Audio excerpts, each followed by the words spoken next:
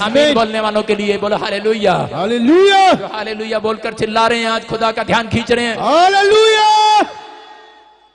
मुझे क्या शौक है आपसे हालेलुया बुलवाने का, मुझे क्या शौक है, मुझे कुछ मिलता है उसमें? जब आप हालेलुया बोलते हैं तब परमेश्वर कुर्सी से खड़ा हो जाता है। कौन पुकार रहा है? हालेलुया। हालेलुया। आप ध्यान खींचते हैं, ध्यान। मैं आपको बता रहा हूं, अगर आप किसी बड़े ऑफिसर को उसकी पोस्ट ना बताएं और छोटी पोस्ट लेकर बताएंगे तो क्या होगा पता है? वो आपकी तरफ ध्यान नहीं करेगा। अगर आप किसी मंत्री को ऐसे कहें, हाँ जी हलवाई वाले वो देखेगा आपकी तरफ? नहीं देखेगा। अगर आप मुझे भी बोलते हैं, एक औरत मुझे बोल रही करे पास्टर पास्टर मैंने कहा देखना ही नहीं, मुझे गुस्सा आ जाएगा इस पे।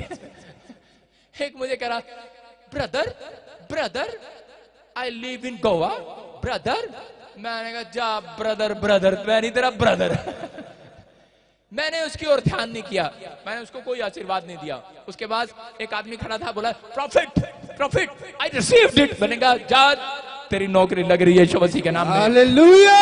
और जो साथ वाला था उसको समझ में आ गया, कहता sorry brother you are profit. हालेलुया। हालेलुया। आप समझ रहे हैं कि नहीं? कह रहे कि जब आप कह रहे कि इंसानों को खुश करना जानते हैं, जब आप परमेश्वर को खुश करते हैं तो वो सिर्फ एक नारा है, वो है हालेलुया। हालेलुया। जो हालेलुया नारा लगा रहे हैं वो ध्यान खींच रहे हैं परमेश्वर का। हालेलुया। आ रहा है कि नहीं ध्यान? यस। मैं कह रहा हूं अगर तुम 7 बार किसी दुष्टात्मा वाले व्यक्ति के कान में हालेलुया बोल दो जोर से, वो कान बंद कर लेगा। देख लेना, एक्सपीरियंस कर लेना। बोलो हालेलुया। उसको पता है कह रहा ध्यान नहीं खींचने का, कह रहा मेरा ध्यान खींच लेगा ये। बोलो हालेलुया। हालेलुया। हाँ, लेकिन देखते हैं बाइबल के अंदर कि जो लोगों के घर में तूफान है, तूफान आता कैसे है? कह रहे हैं कि जब हम वचन की ओर ध्यान नहीं देते। लेकिन आज आपको 2 तरीके बता रहा हूं, लिख सकते हैं, स्क्रीन पर देखेंगे जल्दी से कि 2 तरीके बता रहा हूं कि 2 तरीके तूफान को शांत करने के। आपके घर का तूफान शांत करवाएं कि नहीं आज? बोलो हालेलुया। हालेलुया। अपने पड़ोसी को बोलो तेरा तूफान शांत होने वाला आज। बोलो हालेलुया। हालेलुया। पहला लिखा वचन पर मनन करने से।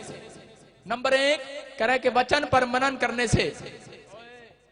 ध्यान कर, ध्यान, तेरी मम्मी को शिकायत लगाऊंगा अकबर। ध्यान कर, वचन पर मनन करने से। नंबर 1 वचन पर मनन करना अगर आप तूफान को शांत करना चाहते हैं। नंबर 2 विदाई के समय प्रार्थना करना। विदाई के समय प्रार्थना करना। देखो स्क्रीन पर 2 तरीके हैं तूफान शांत करने के।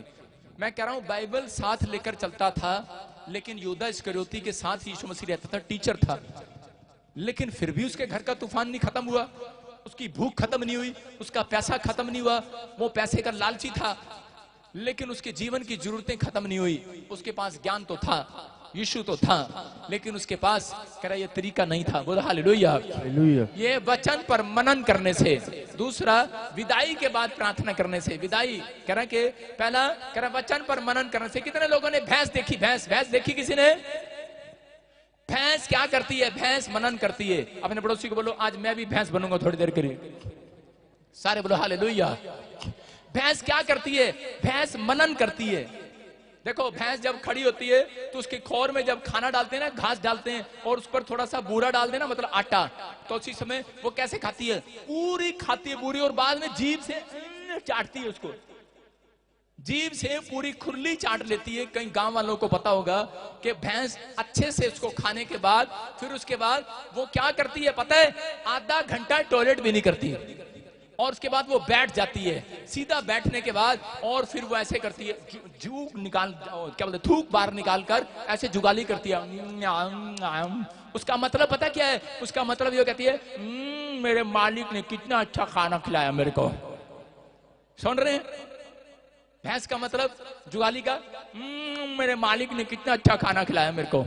लेकिन आज का विश्वासी क्या है? कह रहे कि वचन को आपने पढ़ना है। कह रहा जब आप वचन को पढ़ो, बेशक आपको 2 लाइन मिले, लेकिन आप उसमें बैठो और मनन करो, लेकिन ध्यान लगाओ उसके अंदर। लेकिन इतनी देर में फोन आ जाता है, हेलो हेलो हेलो, और वहां ऐसे हो गया, फलाना वैसे हो गया, फटाफट लोग भाग जाते हैं इधर उधर दाएं बाएं। लेकिन यहाँ पर वचन की तरह कह रहे जब आप बाइबल पढ़ो तो भैंस बन जाओ थोड़ी देर। अच्छे से खाना खाती है कि नहीं? अच्छे से खाना खाती है। वचन को खाना है। मैंने शुरू में आते ही कहा था कितने लोग वचन को खाना चाहते हैं आज? बोलो हालेलुया। वचन को खाओगे, परमेश्वर आपकी ओर ध्यान लगाएगा यीशु मसीह के नाम में। कह रहे यहाँ पर ये खोजा, कह रहा बैठकर ध्यान लगा रहा था, वचन को खा रहा था, तब फिलिप्पुस आया, तब स्वर्गदूत आया और उसका उद्धार किया। मैं कह रहा हूँ आज आपका उद्धार नहीं हुआ, आज एक का नहीं पूरे घराने का उद्धार होगा यीशु मसीह के नाम में। कह रहा कि आप क्योंकि घंटों घंटों आप यहाँ पर आकर वचन पर मन लगाते हैं। जब आप वचन पर मन लगाते हैं, बाइबल बोलती है जा बच्चा तेरा कल्याण हो जाएगा। वो वाला नहीं, आशीष वाला कल्याण हो जाएगा यीशु मसीह के नाम में। आज आपके कल्याण होने वाला, चर्च आमीन बोलने वालों का कल्याण हो जाए। आमीन।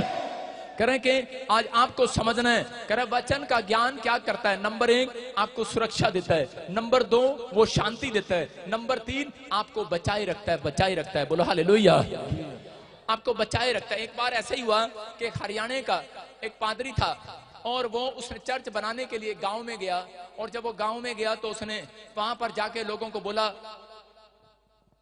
जो और